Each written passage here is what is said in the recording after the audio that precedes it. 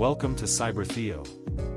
Today, I'll show you how to transfer files between your PC and phone wirelessly in just 60 seconds. Step 1. Install AirDroid on your phone.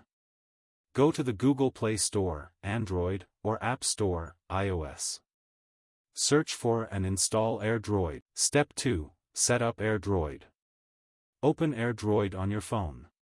Sign up or log in with your AirDroid account. Step 3. Connect your phone and PC. On your PC, open a web browser. Go to web.airdroid.com.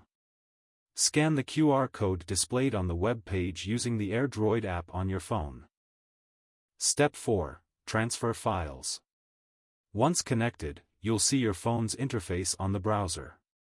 To send files from PC to phone, click on the Files icon. Drag and drop the files you want to transfer.